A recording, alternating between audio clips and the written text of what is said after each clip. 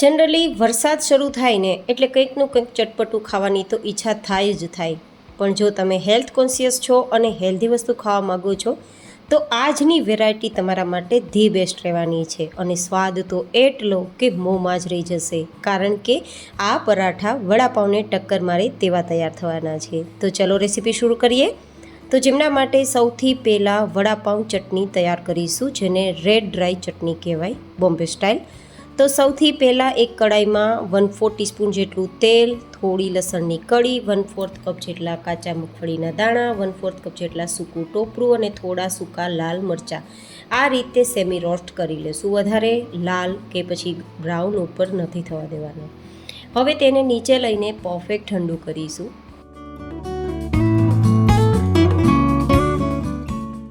પછી આપણે બધી જ સામગ્રી છે તેને મિક્સરમાં લઈ લેવાની છે.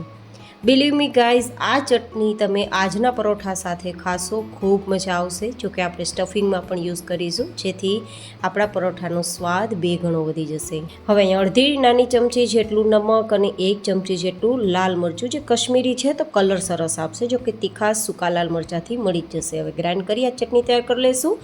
આ ચટણીને તમે 2 મહિના સુધી બહાર રાખીને અને 6 મહિના સુધી ફ્રીઝમાં રાખીને સ્ટોર કરી શકો છો. એન્ડ એની ટાઈમ કોઈ પણ વેરાયટી સાથે ખાઈને મજા માણી શકો છો. હવે બાંધીશું પરોઠાનો લોટ. તો 3 કપ જેટલો ઘઉંનો રોટલી બનાવવાનો લોટ, તેની અંદર 1 નાની ચમચી જેટલું નમક ઉમેરીશું અને 3 ચમચી મોણ માટે તેલ ઉમેરીશું. હવે બરાબર આપણા લોટને મોણ મળી જાય તેના માટે મસળી લેશું. અને પછી આપણે જરૂર મુજબ સાદું પાણી મિક્સ કરી અને જો રોટલીનો લોટ હોય ને તેનાથી થોડો કડક લોટ તૈયાર કરીશું. મતલબ ભાખરી જેટલો કડક નહીં, પણ રોટલી જેટલો નરમ પણ નહીં. જેનું કારણ છે આજની આપણી પરાઠાની વેરાયટીમાં સ્ટફિંગ થવાનું છે. તો બહુ લૂઝ લોટ હશે તો પછી આપણું પરાઠાનું સ્ટફિંગ અંદર જતાં આપણું જે પરોઠું છે તે વણતી વખતે ફાટી જશે. અને જો કડક હશે તો તેને બેન્ડ વાળવામાં, એટલે કે સ્ટફિંગ ભરીને વાળવામાં મુશ્કેલી થશે. તો આપણે ન ભાખરી જેવો લોટ કે ન રોટલી જેવો લોટ તેવો આપણે તૈયાર કરવાનો છે. હવે લોટ તૈયાર થઈ ગયો છે. થોડું 1 ચમચી તેલ આ રીતે મિક્સ કરી હવે આ લોટને થોડી વાર માટે સાઈડમાં રાખી દઈશું, 10 મિનિટ. તો લોટ આપણો પહેલાં કરતાં વધારે સ્મૂધ થઈ જશે.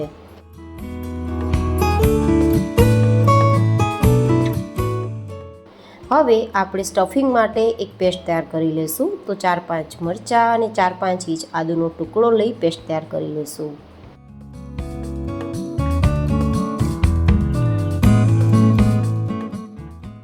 હવે ગેસ ફ્લેમ પર એક કડાઈ રાખી તેમાં 1 થી 2 ચમચી જેટલું તેલ ગરમ કરીશું અને સૌથી પહેલાં મરચાંને તળી લેશું. તમને બધા જને ખબર હશે, વડાપાઉં સાથે મરચાં તળેલા ખાવાનું પ્રચલિત છે. તો આજના પરાઠા સાથે ટેસ્ટ તમને વડાપાઉંનો જ મળવાનો છે. તો મરચાં તળેલા તેમની સાથે ખાશો તો મજા આવશે.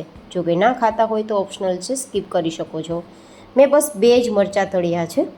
હવે આપણે આ ગરમ તેલની અંદર અડધી નાની ચમચી જેટલી રાઈ અને 1/4 ટીસ્પૂન જેટલું જીરું મિક્સ કરી દઈશું. 1/4 ટીસ્પૂન જેટલી હિંગ મિક્સ કરી દઈશું.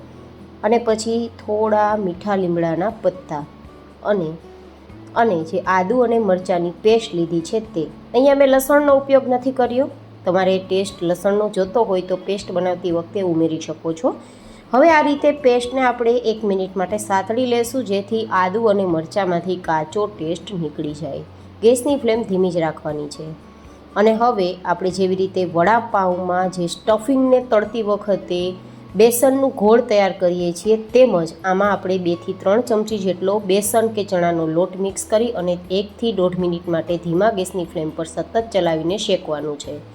આ રીતે શેકવાથી જે સ્ટફિંગનો ટેસ્ટ છે ને તે હૂબહુ વડાપાઉંના વડા જેવો જ મળશે. જનરલી વડાપાઉંના વડામાં જે સ્ટફિંગ હોય છે ને તેને આપણે તળતા હોઈએ છીએ બેસનના ઘોળમાં કોટિંગ કરીને તેલમાં. પણ આપણે આજે તળેલી વસ્તુ તૈયાર નથી કરવા, તો આજે આપણે તળેલી વસ્તુ તૈયાર ન કરવાના હોવાથી આ રીતે મેં તમને ટ્વિસ્ટ સાથે વેરાયટી બતાવી છે, જેનો ટેસ્ટ વડાપાઉં જેવો આવે છે.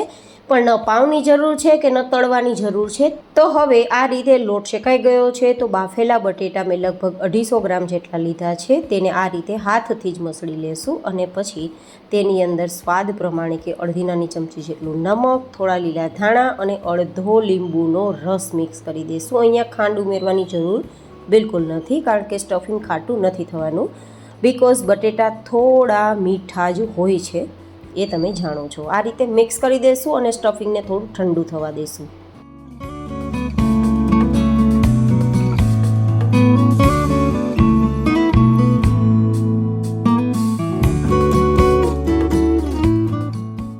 હવે સ્ટફિંગ ઓલરેડી ઠંડુ થઈ ગયું છે, તો હવે જે પરાઠાનો લોટ છે તેમાંથી એક રોટલી થાય અથવા જેવડું પરાઠું તમારે તૈયાર કરવું છે તેટલો લોટ લઈ અને મીડિયમ સાઇઝમાં રોટલી તૈયાર કરવાની છે. મતલબ મોટી પણ તૈયાર કરી શકો અને સ્ટફિંગ ભરાય તેટલી પણ તૈયાર કરી શકો, એઝ યોર ચોઇસ. અહીંયા હવે 1 થી 2 ચમચી જેટલું જે સ્ટફિંગ તૈયાર કર્યું છે બટેટાનું તે ઉમેરી દઈશું.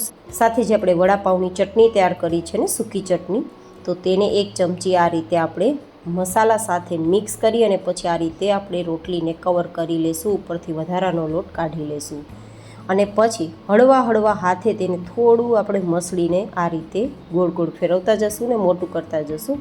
હાથથી જ્યાં સુધી થાય ત્યાં સુધી કરવાનું અને પછી જરૂર લાગે તેમ આપણે કોરો ઘઉંનો લોટ લગાવતું જવાનું છે અને બંને સાઈડ વણતું જવાનું છે.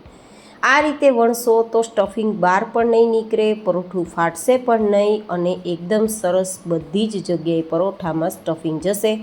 અને પછી આ પરોઠું તૈયાર કરીને ખાવામાં આવશે ને તો એવું જ લાગશે કે જાણે તમે વડાપાઉં ખાઈ રહ્યા છો. તો જે લોકો હેલ્થ કોન્શિયસ છે, તળેલી વસ્તુ કે પાઉં બ્રેડ વસ્તુ નથી ખાતા, તેમના માટે આ પરાઠા બેસ્ટ રહેવાના છે અને વડાપાઉંનો ટેસ્ટ તો ઓફકોર્સ મળવાનો જ છે. તો હવે આ રીતે મેં થોડું થીક પરોઠું વણેલું છે અને પછી મીડિયમ ગરમ તવા પર મીડિયમ ગેસની ફ્લેમ પર બંને સાઈડ ગોલ્ડન કલર પર આવે જેવી રીતે રોટલી શેકીએ તે રીતે શેકવાનું છે. અને પછી બંને સાઈડ થોડું 50% જેવું શેકાઈ જાય પછી થોડું ઘી લગાવીને શેકીશું. જો કે તમે અહીંયા તેલનો ઉપયોગ કરી શકો છો, પણ મેં ઘીનો ઉપયોગ એટલા માટે કર્યો છે કે થોડો ટેસ્ટ એકદમ ફરસો લાગે, મીઠો લાગે અને બીજું કે ઘી થોડું શરીર માટે જરૂરી પણ છે આપણા ગોઠણના ગ્રીસ તૈયાર કરવા માટે. તો આપણે વધારે ન ઉમેરતા માત્ર અડધી ચમચીમાં એક પરોઠું તૈયાર થઈ જાય, અથવા તો બહુ મોટી ચમચી હોય તો ચમચીના ચોથા ભાગ જેટલું જ ઘીનો આપણે ઉપયોગ કરવો પડશે એક પરાઠામાં. તો એકદમ આ પરોઠું જે લોકોને કહેવાય ને કે વડાપાઉં ખાવાની ઈચ્છા છે અને હેલ્ધી રહેવું છે તો તેમના માટે આ ખાઈ શકે તે હેતુથી આ પરોઠું તૈયાર કર્યું છે. તો હવે ઉપરથી બસ ફરીથી જો ઈચ્છા હોય તો સૂકી ચટણી આ રીતે સ્પ્રિંકલ કરી દઈશું, ધાણા અને તળેલા મરચાં સાથે સર્વ કરીશું. માત્ર દહીં સાથે આ પરોઠા ખાશો, ખૂબ મજા આવશે, તમને વરસાદમાં ખાવાની મજા પડી જશે. તો એકવાર ટ્રાય જરૂર કરજો અને મારી આજની આ રેસીપી કેવી લાગી એ કોમેન્ટમાં જરૂર બતાવજો. ફરી મળીશું એક નવી જ હેલ્ધી રેસીપી સાથે. ત્યાં સુધી stay healthy and stay happy.